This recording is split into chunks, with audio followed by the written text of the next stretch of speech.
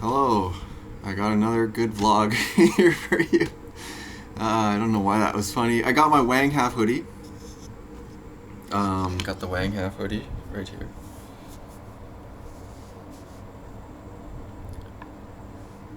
And on the back,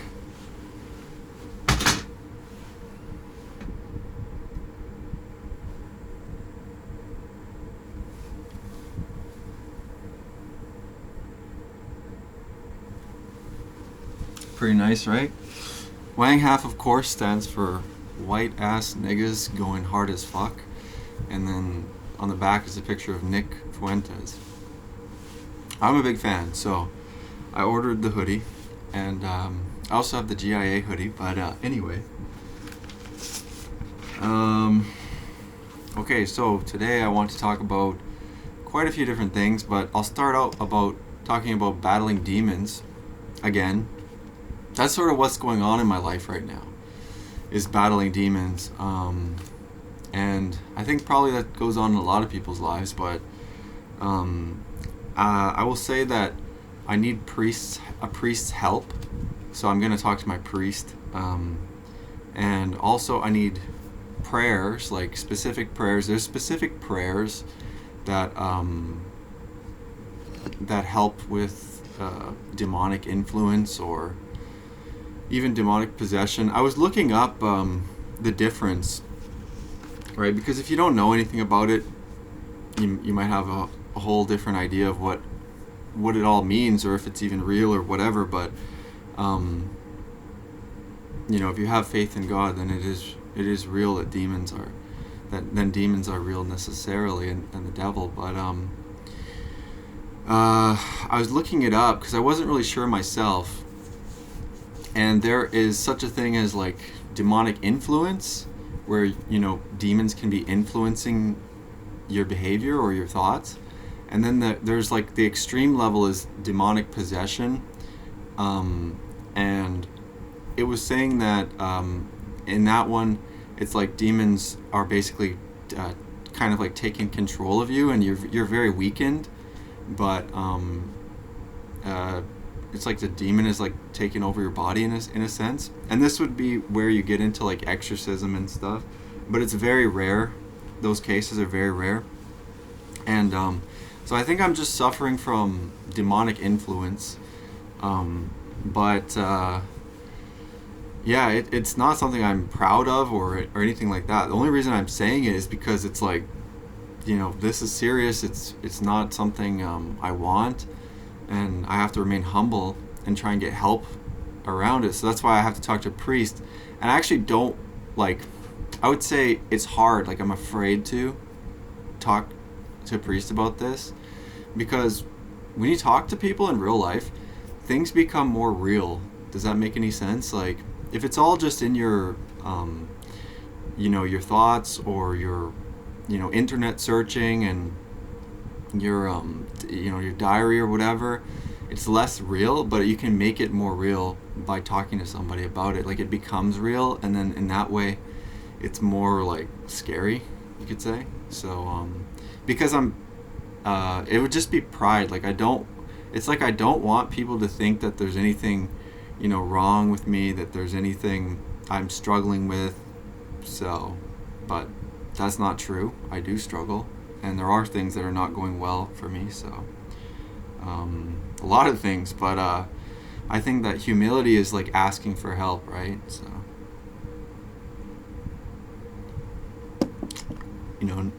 realizing that I can't do everything myself.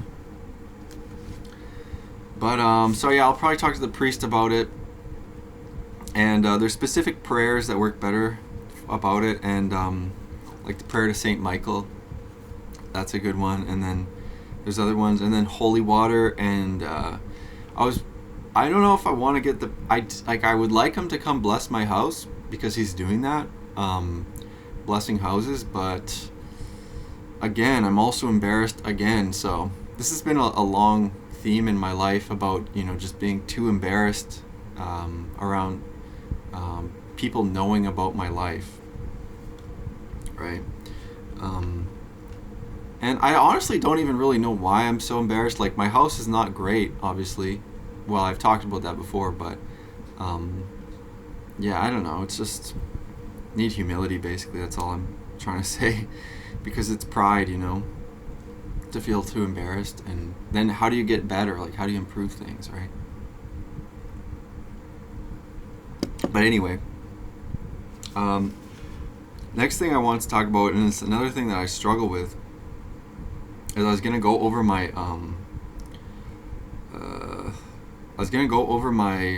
dating app, like show my different matches, and say like how I'm struggling with that because um, it's kind of like a weird thing to even do or talk about, but I don't know.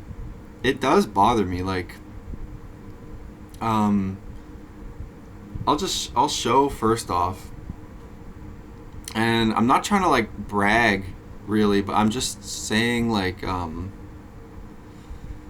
don't know. It's like it drives me crazy. Does that make sense? And then also I want to talk about like women, but specifically white women, as having like a high value or like being like a status symbol among so many people, or like a desire for so many people. Um, so and I guess what I could do is I'll block out the name at the top just so that you can't see it. But so this girl, she's really gorgeous that I matched with, and she's just like absolutely gorgeous, and she likes conspiracy theories, and I was like really stunned that she matched back with me, and I'll say like what my I'll say like what my message is.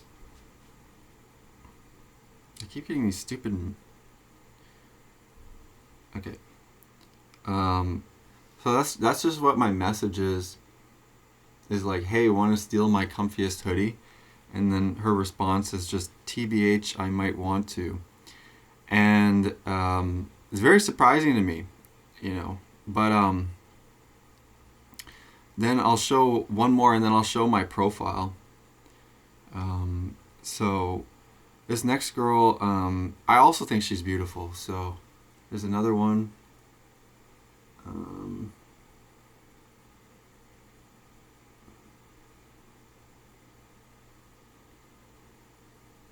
So there's one more, and she's also beautiful, but it's weird. It's like, and then there's a few more that are really attractive, and then there's also some that are not as attractive.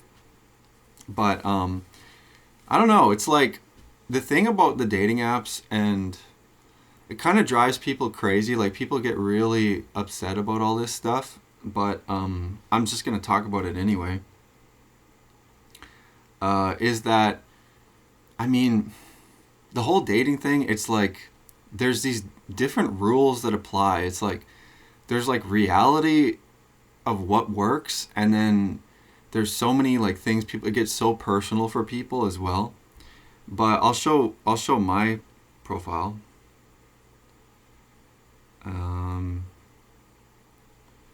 So here's my profile. So it's not that great. It's just a picture of me, and then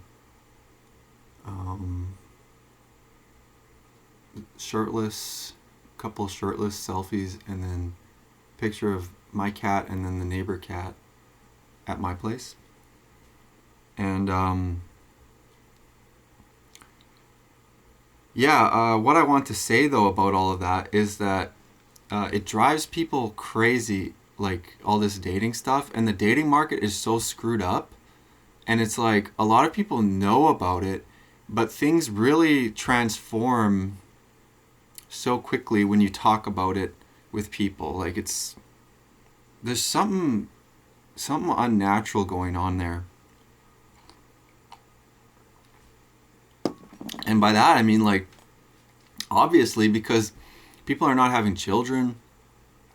Um, it's like what the men from age 18 to 24 or something like that. It's like a third of them, or two-thirds. I don't even know what it is, but it's a high percentage have not had like sex in the last year or something like that. And I mean, everything is really topsy-turvy and messed up. But then there's also like the whole black pill thing. Like, if you talk about dating, then a lot of guys know about the fact that what is it, like 80% of women go for the top 20% of men, or maybe it's even a more extreme number than that. But that's a big deal as well.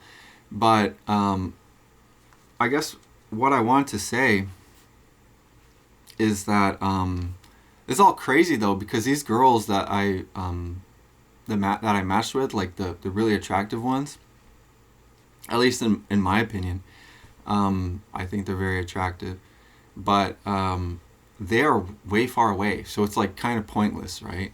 Because you can change your location on dating apps to be in other parts of the world.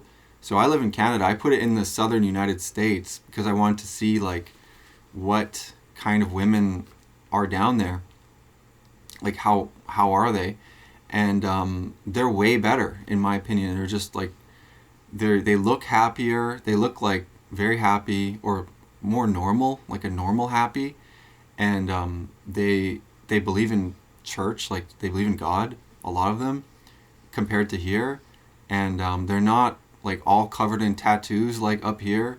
It's like it's such a disaster up here, just with the women, and yeah, so things are not looking good. Let me just put it that way. But and I'm not saying I'm perfect or anything like that, but I can recognize, let's say I can recognize that there's things are not going well. I think a lot of people can recognize that as well. So first off, it's crazy because they're so far away. Like, what am I supposed to do, right? I would like to move to the States, to be honest. Like, I would prefer to actually move to the U.S. compared to living here. But, yeah, I don't know. Like, I would like to live in the States, but so to do that, I would need to get a green card or whatever they call it by marrying somebody. And I think that would be totally possible. But, yeah, I don't know if it would really work. Like, I'd have to think it out more and everything. But I would like to live in the States just because I actually prefer America to what's going on here. Canada used to be better, but it's gone so downhill, and the trend is not looking like it's going to go back. You know what I mean? That's the thing that makes people kind of despairing, is trends and patterns, right? That's the important thing a lot of the time. And then if we feel despairing, it's like, well, what do we do about it? Well, what I do is now I'm starting to go out and evangelize. Like, I'm trying to go out and talk to people about Jesus Christ, right? Like, I believe that's important because there's just like nobody that does that, and the society's like going so far away. I'll talk a little bit more about that in a second, because I went out again today, but spoiler alert, I failed. Like, I didn't talk to anybody, but I tried again. And then the other thing is that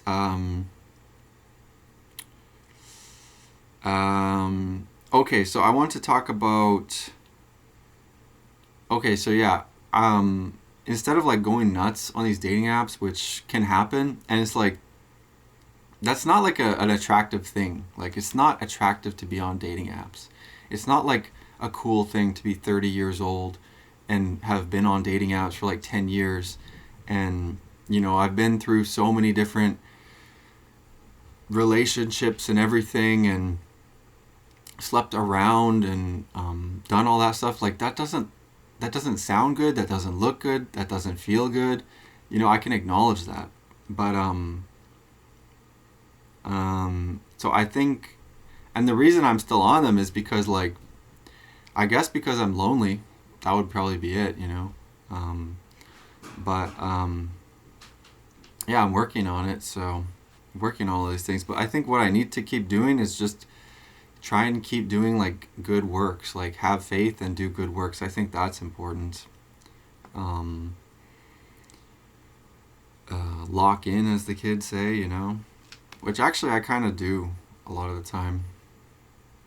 Have been doing for, you know, the last six-ish months. But yeah, so I would say that it feels good, like it's an ego boost. This is probably a, you know, a bad thing, obviously, but it feels good. It's like an ego boost that I can actually attract some of these women. And I know it's like they have like 50 different guys that they talk to, okay?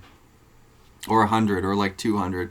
If you're a beautiful woman on a dating app, you get like a bajillion matches. Men, they get like very few unless they're a very they're a more attractive guy. But anyway, so it feels kind of good. And then I want to say that white women, like especially like like attractive white women, they're almost like a status symbol to many people. And I know that sounds weird, but I'll try and explain it. They're also like an object of desire for many people, but yeah, it's because if you think about it, like there are not that many attractive people. There are not that many white women, and I guess it's just their beauty that sort of like makes them a status symbol or an object of desire. You would kind of make sense, but I would say that yeah, I don't know actually. I don't actually know what else to say on that topic, but I would just say that that kind of is the way it is. But I think that actually, and this is kind of where a lot of people go wrong, and the response by some people is just like, well, you know, I can do it, so I do it. But I actually think that, which, granted, that's true. Like you can't disagree with that really, but I think that actually women need to be led and protected and guided. Like they don't need to be. They're so far off track, and the thing is that it works. Like if you can control women, you can control men. Because the men have like no spine. I'm not trying to be really mean, but what I mean is that if you look at like other societies, especially like Muslim societies and stuff, like they control the women. Like the women are you know, they're under the guidance of men almost all the time. And personally, I think that's a good thing. Like I do not think it's a good thing to somehow believe or think or try and implement women being at the top of social hierarchy. And you can kind of try and make this work a little bit, but it screws things up and the society goes to crap. And I'm not putting it all on women's shoulders because it was Jews who spearheaded the, like, you know, I think the third and maybe fourth waves of feminism. Feminism, it started in like the 1700s, the movement with Mary Wollstonecraft, although people would say that there's other historical times when feminism was more prevalent. But the reason that there's not like a feminist you know, social order naturally, although there's been societies that have it, but it's not widespread in historically, is because men are stronger. Like women are afraid. This is something I didn't really understand until I heard this kind of recently, is I didn't really realize that women live in fear a lot of the time. But the thing is, a lot of people live in fear. And so it's not just women, but the thing is that women are afraid of like other things. Like they're afraid of men. They're afraid of, not all women are afraid of men, but it's just everything is so weird. Like if you try and say that men and women are equal, well, they're not, just letting you know. It goes on to a normal distribution of, you know, biology, and then talents and everything, and it's like a bunch of normal distribution, like it's a bunch of bell curves, and there's like overlap, but the overlap is that men on average are it's hard to say better, but they have because then you'd have to qualify what it ultimately means to be better, but on average men are like better at most things than women. And by that I just mean like, there's more male geniuses at the ends of at the tails of the bell curve. There's more stupid men, but women are more. There's a higher peak on the curve, but obviously men are stronger than women. But it's weird. It's just weird to compare them, and because we're put into the situation now where we have to actually talk about this, but it's like obviously like why should we even have to talk about this? And we're put in that situation because now it's like we're told that men and women are equal, which is obviously a lie. It's like there's equality on everything. No, obviously not, like biologically. And there's also differences on like personality and proclivity, but those are natural differences. So it's weird that we even have to talk about all of this stuff. But yeah, I don't know how I got sucked into talking about all that, but my point was that women actually need to be led and protected and guided. So other societies, I think, historically and even present day, are doing a better job of that than currently.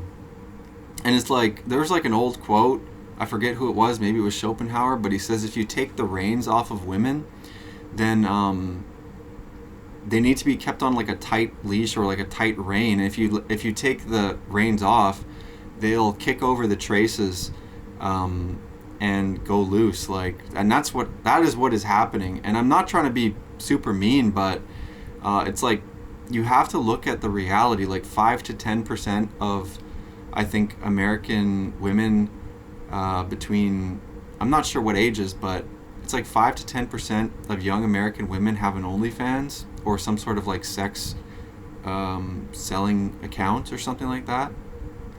And that is not good. That's not what you want your daughters to be doing. You do not know. That is not what you want your society's daughters to be doing. So yeah, I think that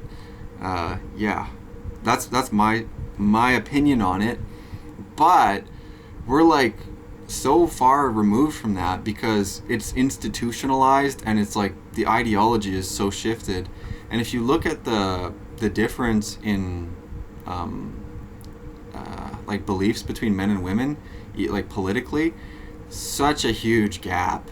Like it's a huge gap between what men and women believe, So anyway, sorry, I went on kind of a rant there, but yeah. Anyway, I would say that it's important, I think, for me to resist temptation. Resisting temptation is important, and that something I read is that every time you overcome a passion, that's casting out a demon.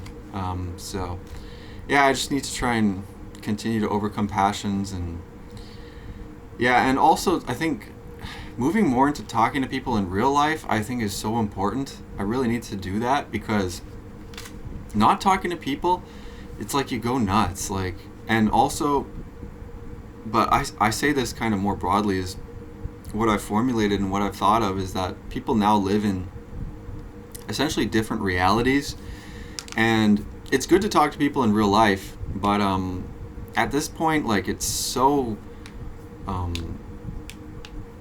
everything is so like, yeah, I'm not trying to sound like a doomer or like really pessimistic, but people are really in their own bubbles, and it's like we're encouraged to do that, because when you're in your own bubble, it's not like they just they'll come back together. It's like they splintered, and they just keep moving farther apart in a lot of cases. So I don't know what's going to bring them back together, if it'll be a world war.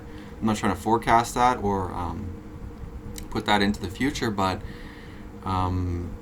I don't know what'll happen, you know. Um, so anyway, um,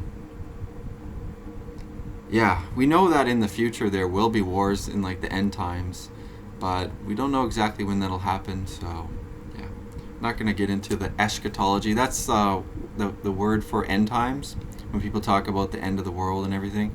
That's called eschatology. And so obviously it's written about in Revelation in the Bible. But yeah, so I wanted to talk also about that. I tried to go out and evangelize again today, and I failed. Um, yeah, I went to my old university again, and there's not many people in there today for some reason. I kind of went later in the day, and there's not many classes going on, so there wasn't as many people. And I sort of walked around, and then I went to the library, and I was pulling off books off the shelf in the religion section, like the Christian section, and I really love it because there's these old books, and I really like old books.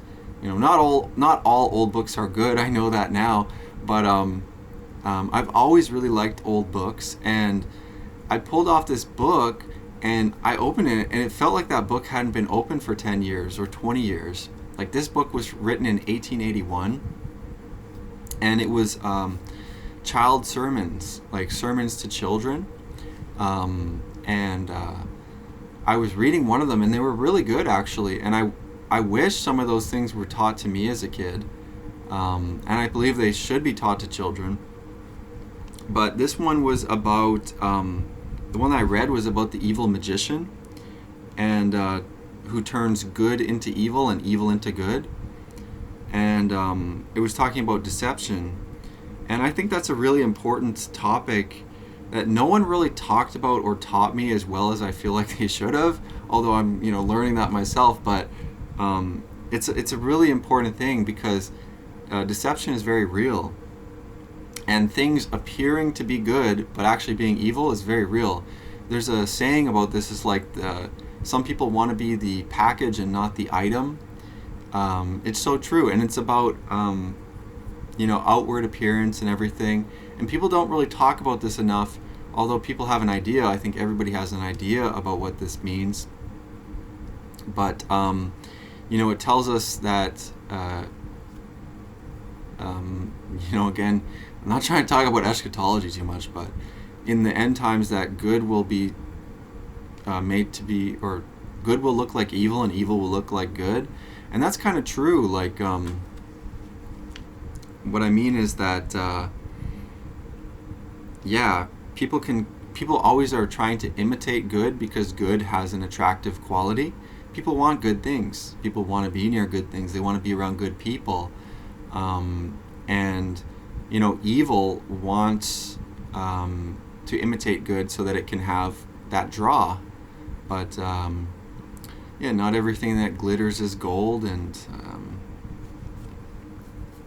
I actually kind of thought that the evil magician was the Jew. Like, that's although not necessarily, it doesn't have to be, but Jewish people, and I learned this before, is that they actually have a type of evil mysticism, like Kabbalah. It's like Jewish mysticism, and within that they have a spell that they cast called La Mefreya, and it's basically like an inversion. And I've realized lately that a lot of what's going on is like inversion. Things become inverted, and it really does have an effect on people and on society. But that's basically trying to invert good to be evil. And just like a basic example is like feminism, like I was talking about earlier, or saying that women are equal to men or above men. I was like, no. They're not within the natural order, not within the natural hierarchy. It's supposed to be, God on top, men and women are equal under God, but there's an order between them. And they actually have a God-given differences which fit together and balance each other out. They're a complement, not like a one-to-one. They're a complement that fits together. So anyway, blah, blah, blah, blah.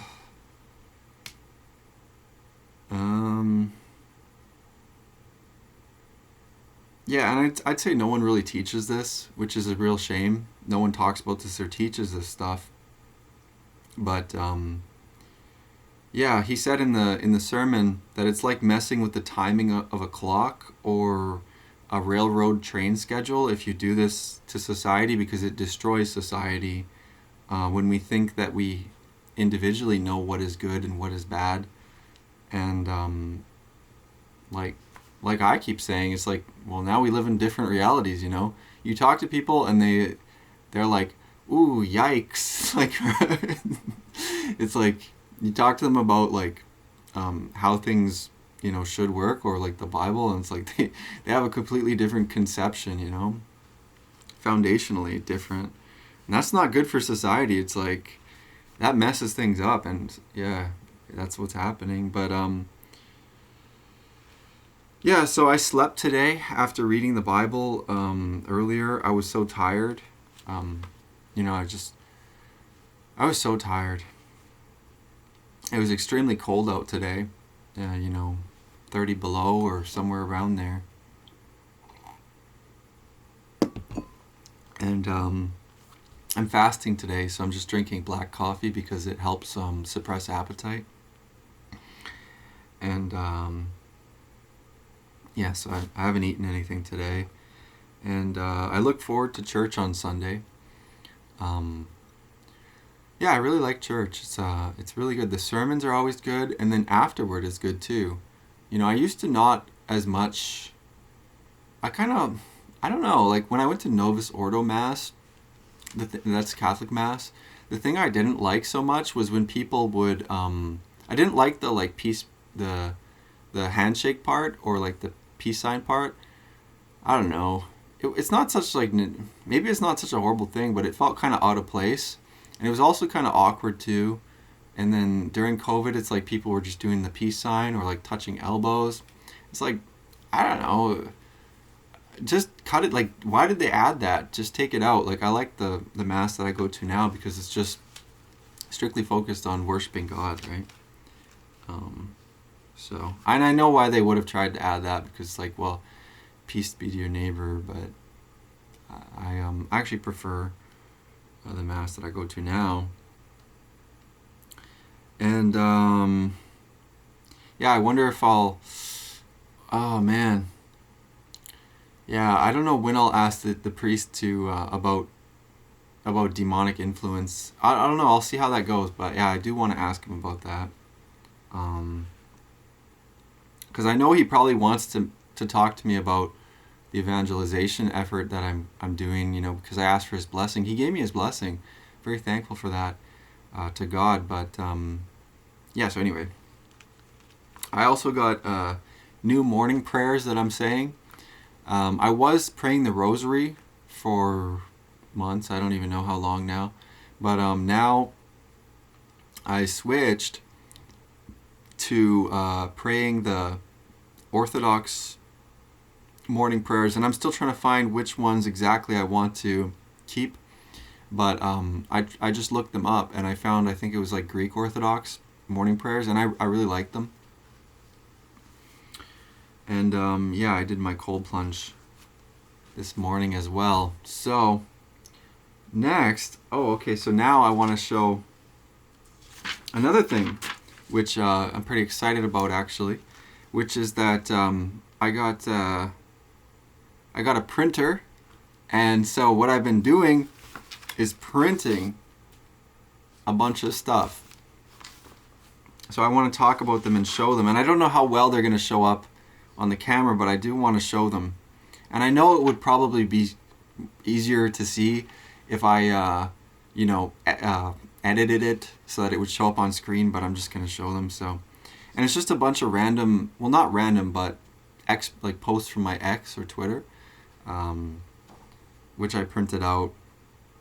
And what I'm going to do is I'm going to try and organize them, but for now it's just going to be kind of random seeming. So this first one, it says there was no relationship between test-derived IQ at both subscale and total level, but that it was related to many personality traits.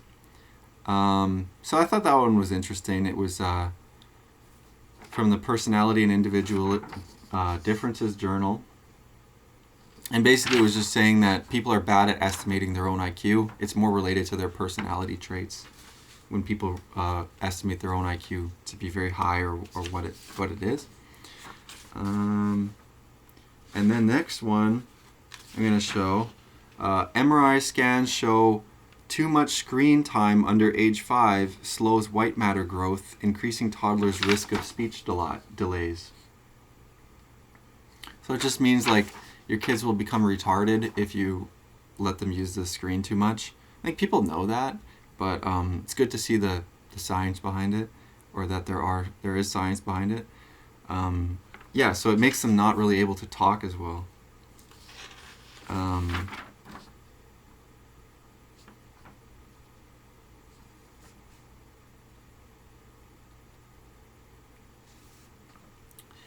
Yeah, I'm not going to show that one. It's a quote by St. Ambrose. And he's actually calling for, he says it's essential that all Christians hate Jews. But I actually don't agree with that. I believe that we actually have to love our enemies. So, I agree that there are enemies, but I think we have to love them, which is actually really hard.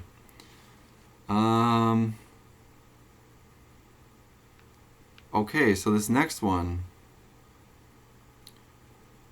I'll leave that one out. It's just talking about the Somali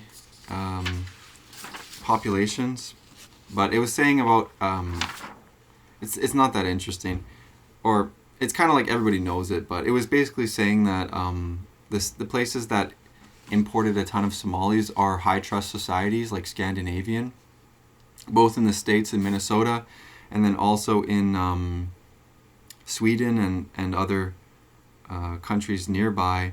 But it's because they're high trust, and they didn't realize like Somalis will destroy these societies. They won't integrate.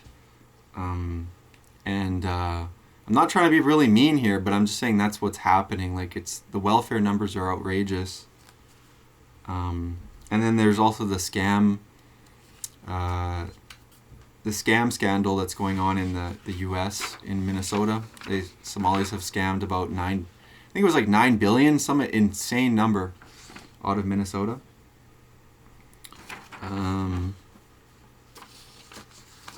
Okay, well, I think I don't know. I'm getting all. I think I might have misorganized them here, but I'll just skip a bunch of them because I had a bunch that I didn't want to show.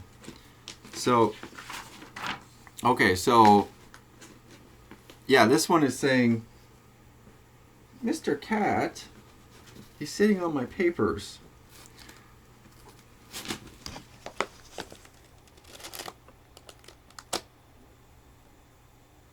Oh, such a good cat.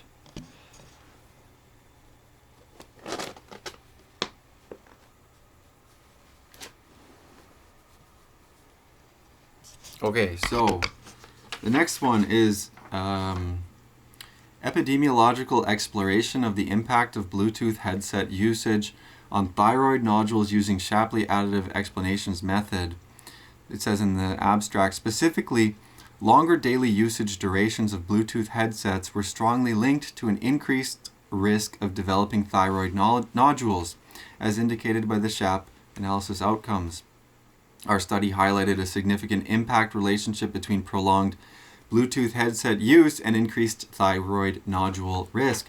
That just means if you use Bluetooth headphones, everybody's got AirPods and everything, you're gonna get nodules, like these little growths on your thyroid, which is right here beneath this kind of like your Adam's apple, what they call it, is your thyroid. It's like right around there. You're going to get these growths on it, or you have a larger risk of that.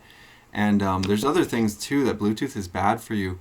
And it said that some of those nodules were benign, but I don't think you really want to mess around with that. Okay, here's one I love. I want to show this one. How racial groups rate each other.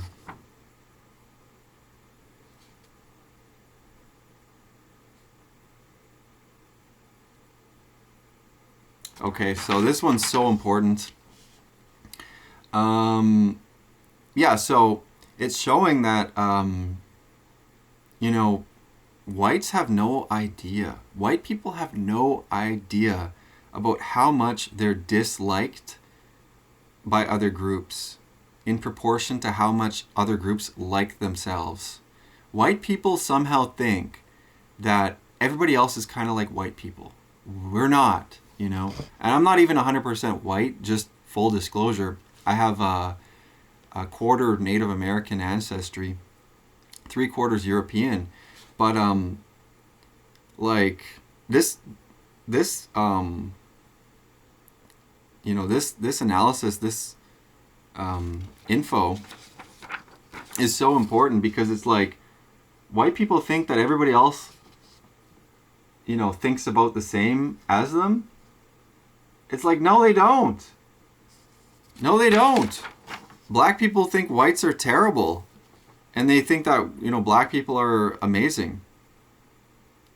Asians, they think kind of similarly.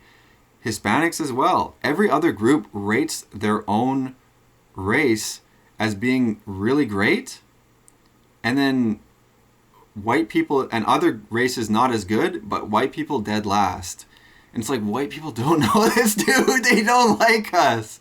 They do not like us as much as we think. Like, this is like really important. It's like, it's about in-group bias. Like, it's about tribalism. It's about taking your own side. And white people don't take their own side. They, you know, they think everybody else is like, it's called suicidal empathy. They think everybody else should, you know, be equal. It's like, only white people believe that, dude. Some other groups might believe that, certain people, but on average, no. Here's a great one too. I thought it was funny. In one season of the Dutch version of Survivor, the men and women were split and given their own islands. At the end of 8 days, the men had a cafe on the beach, while the women were stealing from each other and had not yet built a hut. This one's great too. I like this one. There's actually a great YouTube video you can watch. It's actually on YouTube. It's so funny. But the women they cannot maintain a society, a survival society. The men get it all handled really quick. And then the women like go to the men to like have their be a part of their society. And again, I'm not trying to be like mean or anything. I'm just saying like this stuff has happened. You can go look at it. There's evidence. I'm just portraying it, right?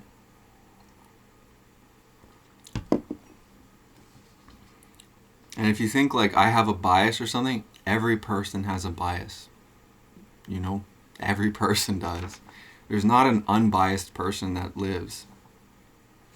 It's impossible to not have a bias.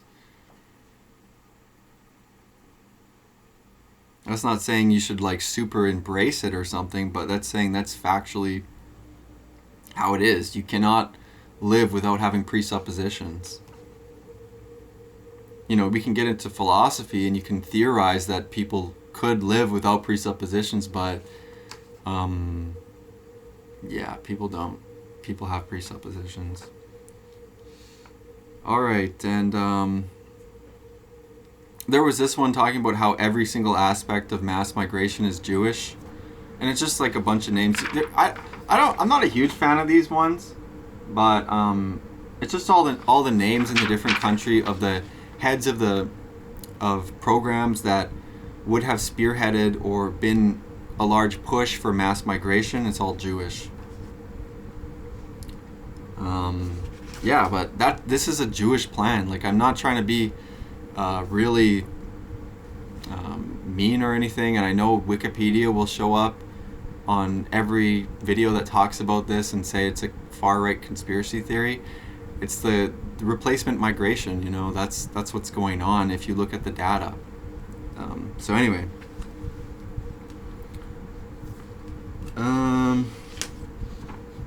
Oh yeah, this one's great. Okay, so neurogenesis-dependent remodeling of hippocampal circuits reduces PTSD-like behavior in adult mice. We found that in the abstract it says, we found that post-training interventions that elevate hippocampal neurogenesis weakened the original trauma memory and decreased these PTSD-relevant phenotypes. So basically this one was just saying that if you work out, it'll reduce your PTSD.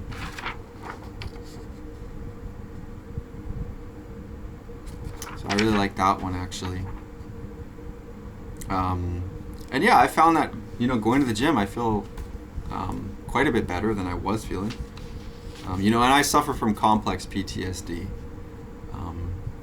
So the gym is really good for that. Okay, here's two that kind of went on the same page, but I'll talk about the first one. So it says, birth rates are falling more steeply among progressives than conservatives.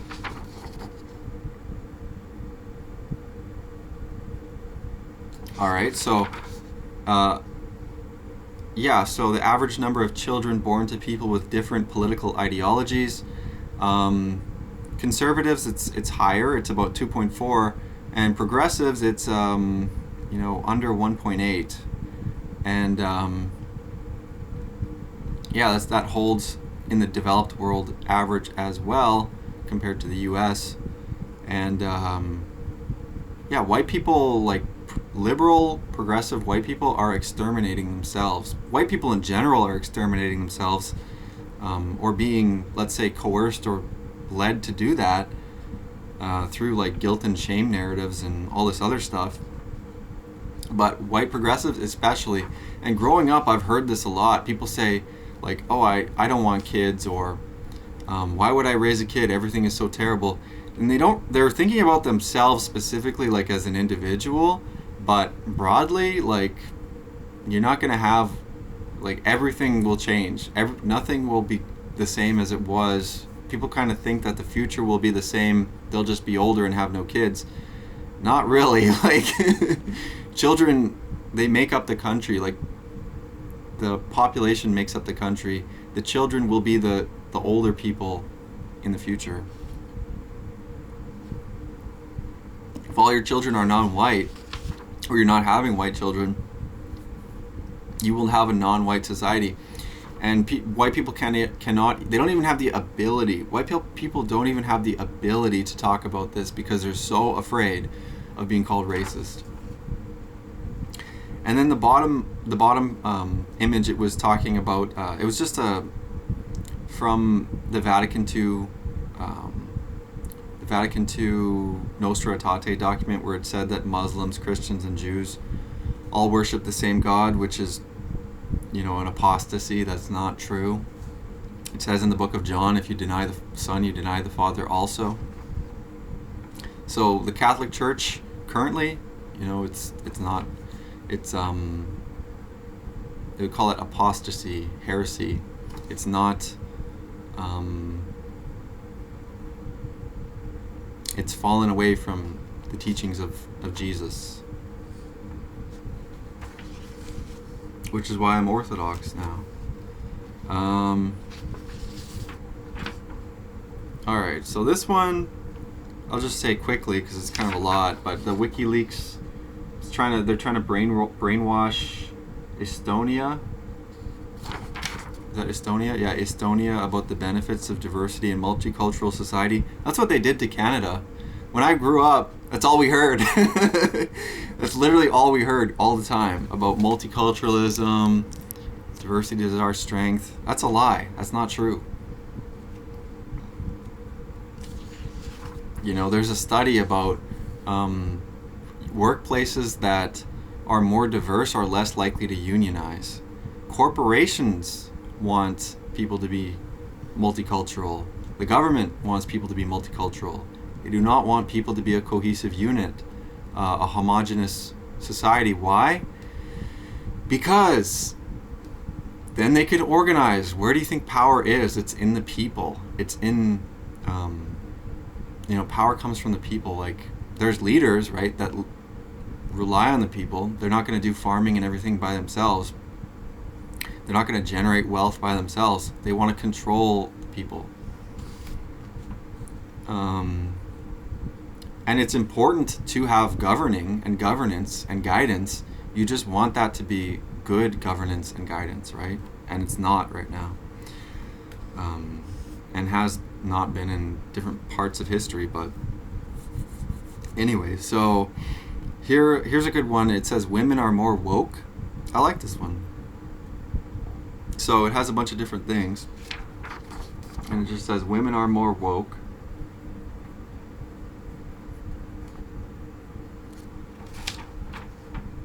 And I'll read a couple of them.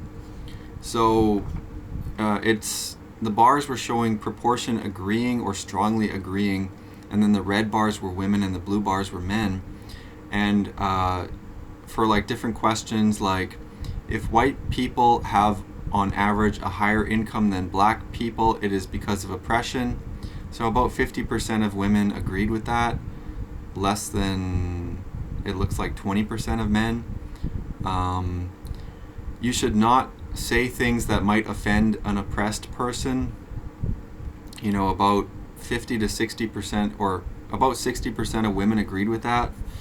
About 25 to 30% of men agreed with that. Limiting speech rights of privileged speakers is justified. You know, about 30% of women agreed with that. About 20% of men agreed with that. Trans women are women. About 60% of women agreed with that, and 25 to 30% of men agreed with that. A white person cannot understand how a black person feels. About 60% of women agreed with that, and about 25 to 30% of men agreed with that. That's actually an interesting one, because on a very deep level, nobody can understand how... Well, that's actually not true. That's a really deep question, but I think at the surface level that they're asking it, I don't think women are thinking that way. Because I say that because some people say that, well, do you know what the word empathy means? It means in feeling. So if you have empathy for another person, it means you feel what they're feeling. Now, apparently women have more empathy than men on average. I'm not actually sure about this, but that's what I've heard. But some people say, like, you can't be in another person's head, in another person's feelings, right? You can't really know what's going on for them. So there's different layers or levels to this if it were an argument. But on the deepest level, you may be able to understand how another person feels. Although it's very complicated. But the reason I say that is because the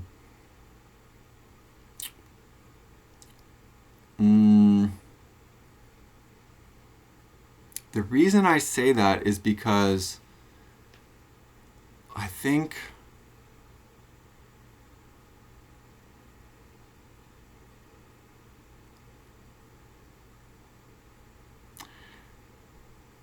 love would be a way that you know how other people feel.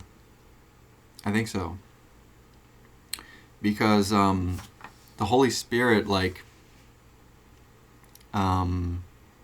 it's just agreement. Like, if you,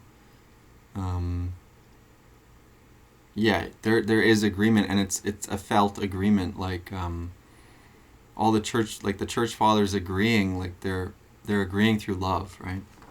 And it's a gift of the Holy Spirit. It's a gift of God. You have the choice to not agree, to not make it, but you can choose to accept God.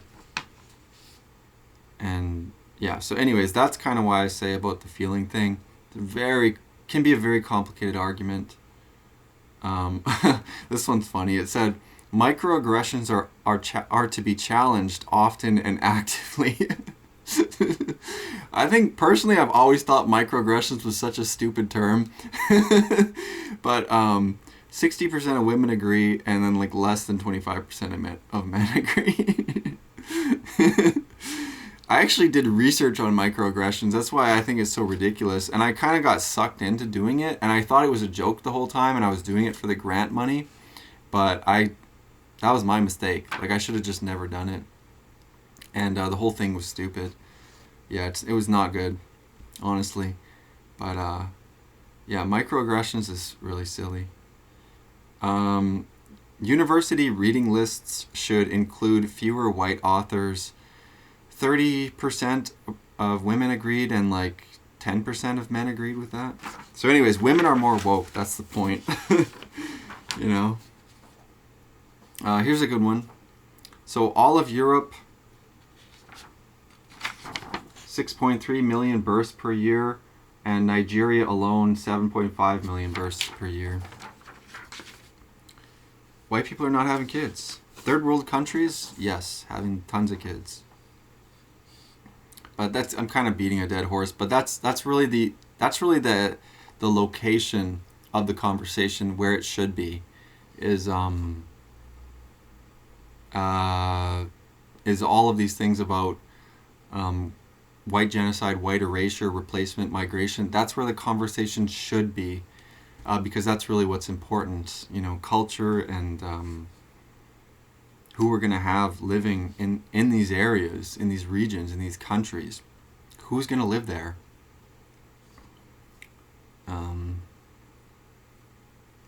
What are they going to be? Okay, this one was good. It looks like it was taken from the Fit on /Fit on 4chan. It said men who visit the gym often are less likely to believe in socioeconomic equality, finds research. Yeah, I kind of like this one. And I'll read the bottom part. I don't really love how it's phrased, but it is true. So Anon says, this just in, people who work hard to achieve their goals are disciplined enough to better themselves, despite constant bombardment to be mediocre slobs, think that freeloaders should reap what they sow. Yeah, I mean, I don't love the way it's phrased, but I kind of agree, so yeah. Well, I do agree, I just don't like the phrasing. Okay, so this one, it's talks about the sexual revolution. So it says, while the sexual revolution of the 1960s and 1970s succeeded quite well in destroying all of the traditional relationship protocols, it failed to produce many new ones. The absence of such rules turned out to produce a lot more anxiety than freedom.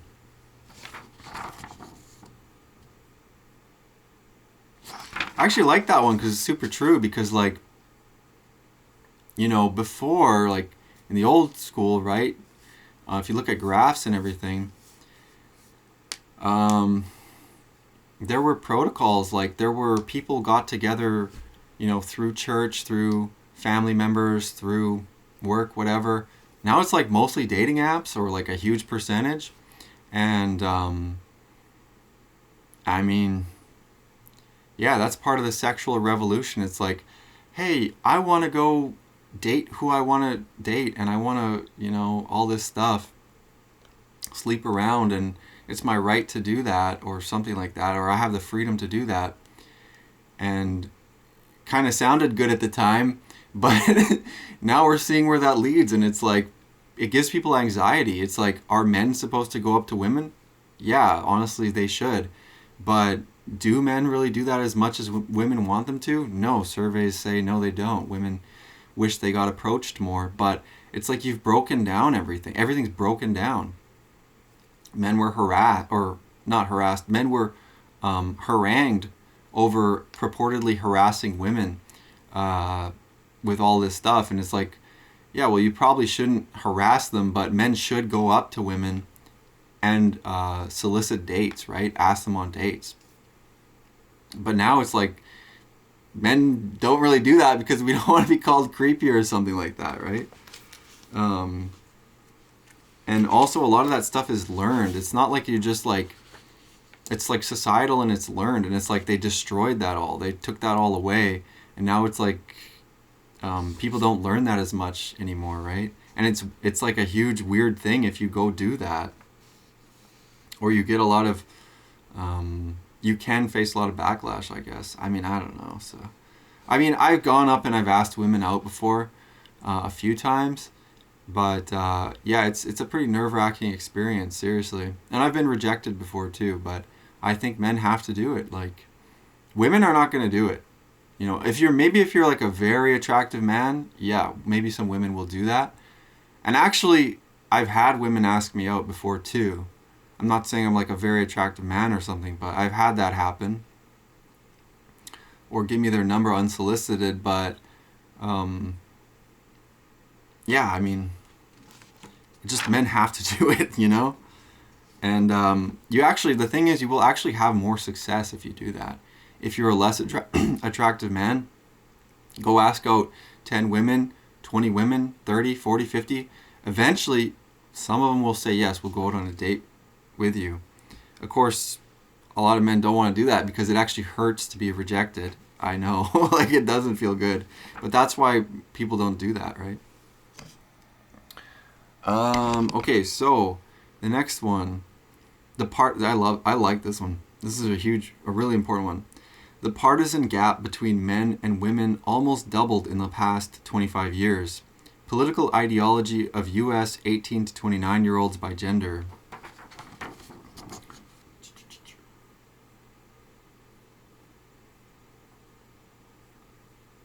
So you can actually see there's a giant gap. There's a huge gap between men and women and their beliefs, if they're more conservative or more liberal. So in the year 2000, there was a closer comparison, and it was a 12-point gap, right? And actually, in the year like 2006, they were actually really close on political ideology, but it just amplified, and now it really got way more divided around like 2016 or something, and now it's a huge gap. Men and women do not believe, like, they're living in like the different realities. That's what I keep saying. People live in different realities. It's like, this is not a good thing, you know. But okay, so I like this one here. This is from the CIA, and it's from the CIA handbook about how to interfere with organizations and production. So it says here, it's like instructions on how do you screw up a company, how do you make the company less productive. And the advice it's giving is talk as frequently as possible and at great length. Make quote-unquote speeches. Another one, it says bring up irrelevant issues as frequently as possible. The next one, it says haggle over precise wordings. The next one says refer back to matters agreed upon, or refer back to matters decided upon. And another one, it says be worried about the propriety of any decision.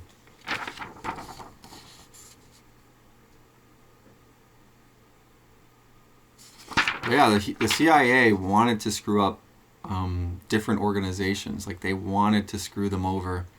And that's what's happening in a lot of organizations. If you actually go and work in some of these different places, I worked in social work, which is like terrible. I would not recommend that to anybody. And I'm thankful for the people that actually do those jobs, because they're really hard jobs. And trying to help people, it's really hard. But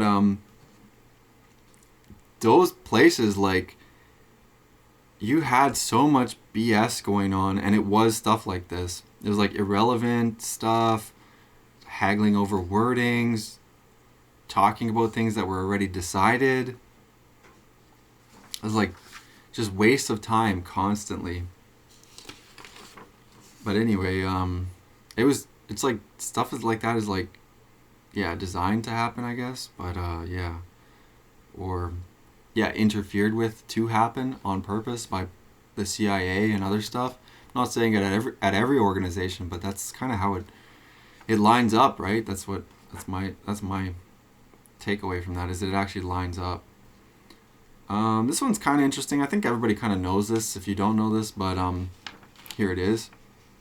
The experiences of men and women on Tinder.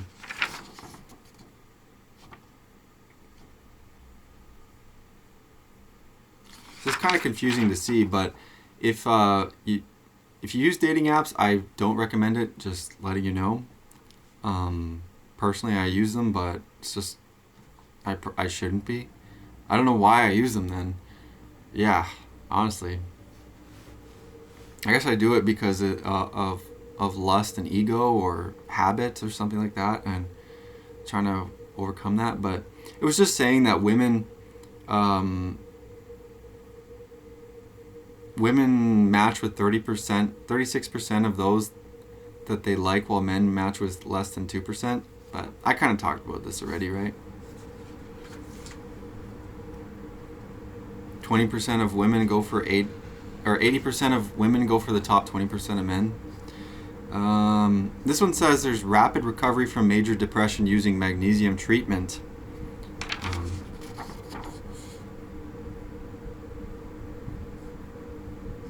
Yeah, so this one's important. And it said that case histories are presented showing rapid recovery less than 7 days from major depression using 125 to 300 milligrams of magnesium as glycinate and taurinate with each meal and at bedtime. So magnesium can really help. And I've been taking magnesium. It really does help. I feel a lot better now that I take it. I like this one.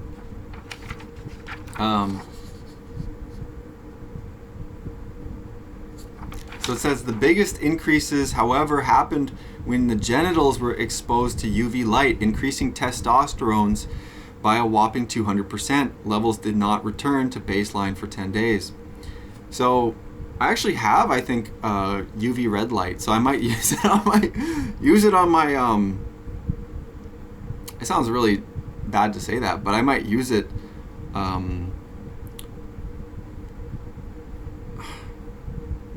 on my yeah, I don't really want to say that. It just sounds terrible, but the data itself is saying that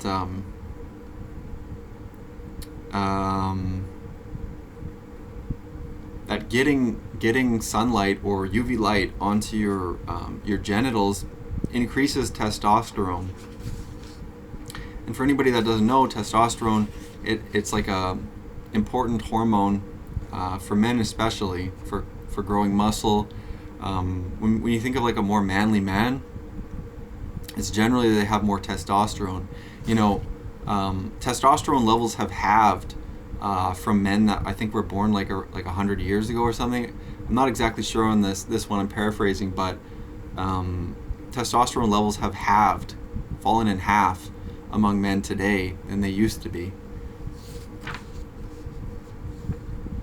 Oh, this one. So it's just more about replacement. The changing face of County Longford in rural Ireland.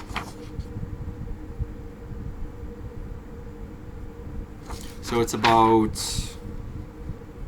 I would say 70 to 80% black and brown children to,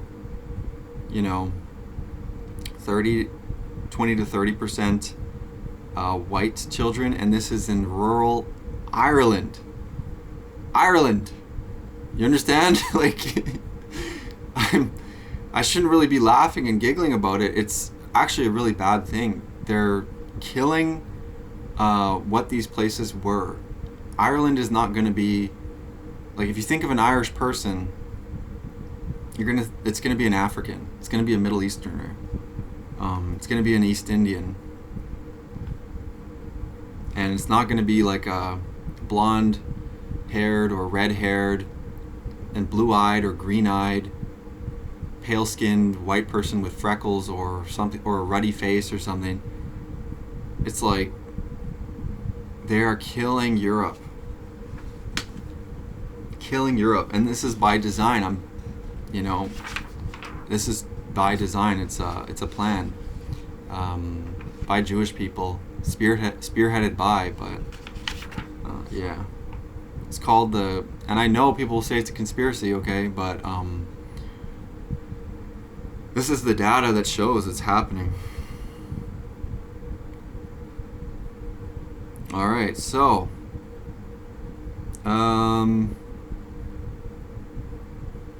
I actually like this one. It's kind of interesting too, but just historically.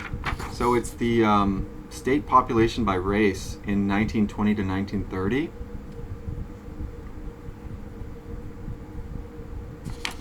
And or 1925. And yeah, so most states were actually high percentage white in the US. A lot of the southern states actually had quite a large black population. Like Mississippi was half black, and same with South Carolina, and then quite a bit more, or there was quite a large black population in Alabama, Florida, Louisiana, North Carolina, Virginia, Tennessee.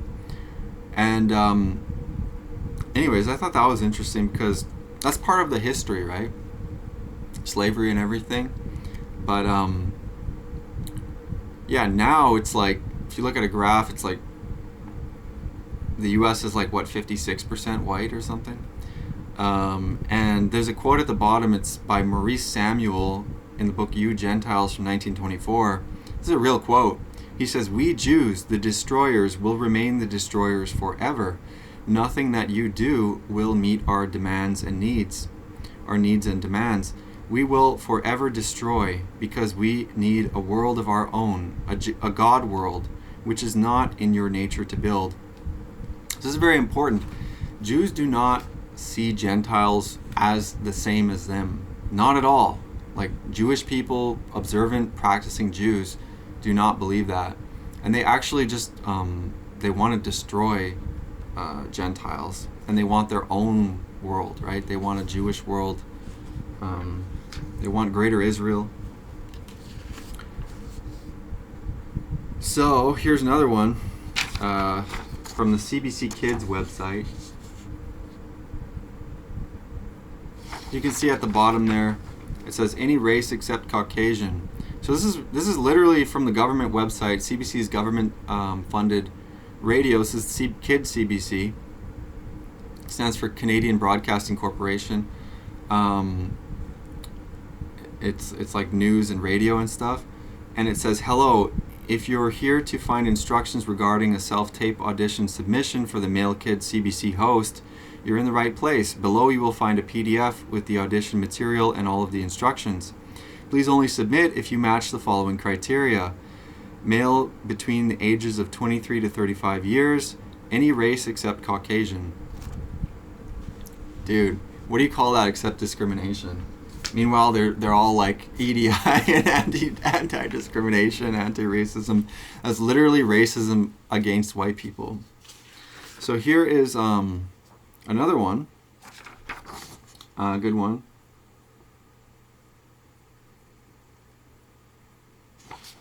America in 1945 was 90.6% white, and in 2026, America is 56.4% white. That's the trend. I'm just trying to like point out reality. Like, people seem to not even understand. Like, people can't even acknowledge a reality, is what I notice a lot of the time. And then this one, the city of Cincinnati.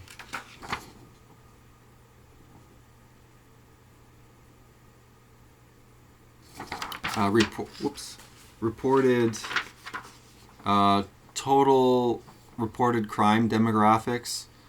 So in the black population is 38% and has committed 73% of the crime and 90% of the shootings. The white population, 47% of the city, and has committed 17% of the crime and 8% of the shootings. That's from the city of Cincinnati in the U.S. Here is another one. So from Wikipedia, Operation Cast Thy Bread.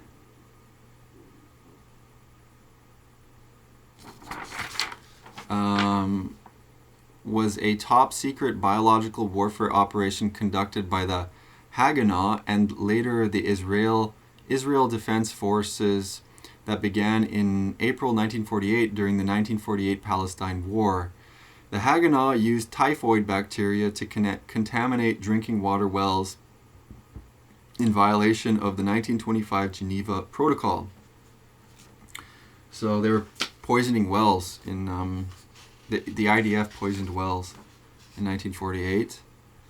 And here's another one. It's just more about replacement.